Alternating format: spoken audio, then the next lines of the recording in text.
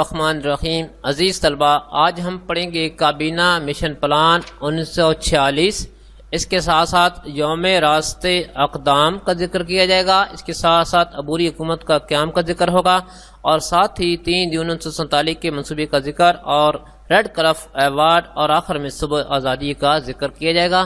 تو شروع کرتے ہیں کابینہ مشن پلان 1946۔ یہ ذرا کیا تھا دیکھتے ہیں۔ 1945 میں انگلستان میں جب لیبر پارٹی کی حکومت آئی تو برطانوی حکومت نے ہندوستان میں بڑھتی ہوئی سیاسی بے چینی کے پیش نظر کابینہ مشن بھیجا، جو کہ 3 ارکان پر مشتمل تھا۔ اس مشن کے 2 بنیادی مقاصد تھے: ایک، ہندوستان کی دستوری حیثیت اور حکومت کی شکل واضح کر دی جائے، اور دوسرے، مسلمانوں اور ہندوؤں میں نفرتوں کی خلیج کو کم کر کے ہندوستان کو متحدہ رکھنے کی کوشش کی جائے، لیکن انتخابات نے ثابت کر دیا کہ ایسا نہیں ہو سکتا۔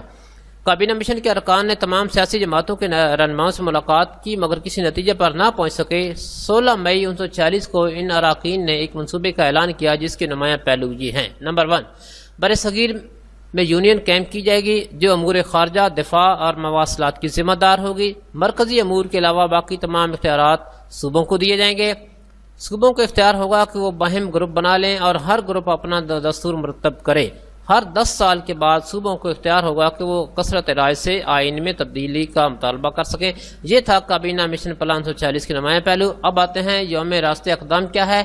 16 اگست 1946 کو مسلم لیگ نے عوامی سطح پر یوم راست اقدام منانے کا فیصلہ کیا، کیونکہ ہندو انگریزوں کے بعد برصغیر پر حکومت کا خواب دیکھ رہے تھے۔ اس روز برصغیر میں جگہ جگہ جلسے کیے گئے، جس میں کانگریس کے عزائم کو بے نقاب کیا گیا۔ اس کے بعد عبوری حکومت کا قیام۔ یہ ذرا کیسے ہوا؟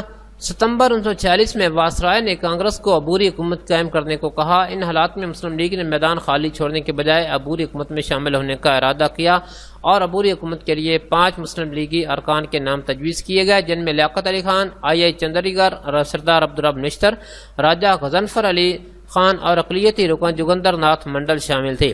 عبوری حکومت کانگریس اور مسلم لیگ کے اختلافات کی وجہ سے مؤثر انداز میں کام نہ کر پائی۔ ان حالات میں مسلم لیگ کا 2 قومی نظریے کی بنیاد پر الگ وطن کا مطالبہ زور پکڑتا گیا۔ وزیراعظم برطانیہ نے 20 فروری 1947 کو اعلان کیا کہ حکومت جون 1948 تک اقتدار منتخب نمائندوں کے حوالے کر دے گی۔ اس طرح پاکستان کا قیام قریب سے قریب تر ہوتا چلا گیا۔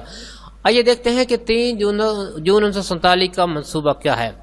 3 جون 1947 کو برصغیر کی تقسیم کا اعلان کیا گیا، جس کی روح سے اس بات کا فیصلہ کیا گیا کہ 14 اگست 1947 تک اقتدار ہندوستان کے حوالے کر دیا جائے گا۔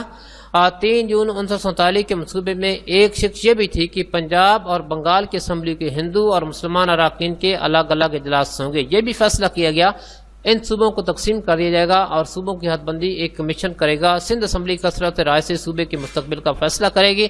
صوبہ سرحد اور سلہٹ کے عوام پاکستان یا بھارت میں شمولیت کا فیصلہ اس استصواب رائے کے ذریعے کریں گے، جبکہ بلوچستان کا فیصلہ شاہی جرگہ کرے گا۔ سندھ اسمبلی نے پاکستان میں شامل ہونے کا فیصلہ کر لیا۔ آئیے دیکھتے ہیں کہ قانون آزادی ہند 1947 کیا تھا۔ 3 جون کے منصوبے کو عملی جامہ پہنانے کے لیے برطانوی پارلیمنٹ نے 18 جولائی 1947 کو قانون آزادی ہند منظور کیا۔ ہندوستان کو 2 ریاستوں پاکستان اور بھارت میں تقسیم کر دیا گیا۔ ریڈ کلف ایوارڈ۔ پنجاب اور بنگال کے علاقوں کی تقسیم کا فیصلہ ہونے لگا تو برطانوی حکومت نے سر ریڈ کلف کی سربراہی میں ایک حد بندی کمیشن قائم کیا، جس میں پنجاب کی حد بندی کے لیے پاکستان کی طرف سے جسٹس محمد منیر اور جسٹس دین محمد، جبکہ بھارت کے نمائندے جسٹس مہر چند مہاجن اور جسٹس تیجا سنگھ تھے۔ یہ سب حضرات ہائی کورٹ کے ججز تھے۔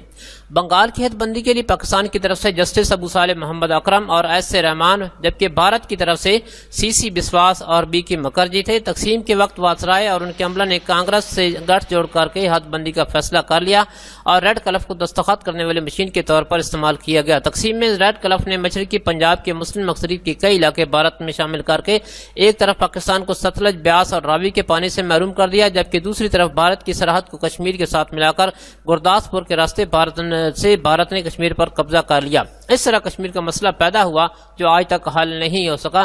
ریڈ کلف کی ناقص منصوبہ بندی کے باعث پاکستان کو کئی مسائل سے 2-4 ہونا پڑا۔ آخر میں دیکھتے ہیں صبح آزادی۔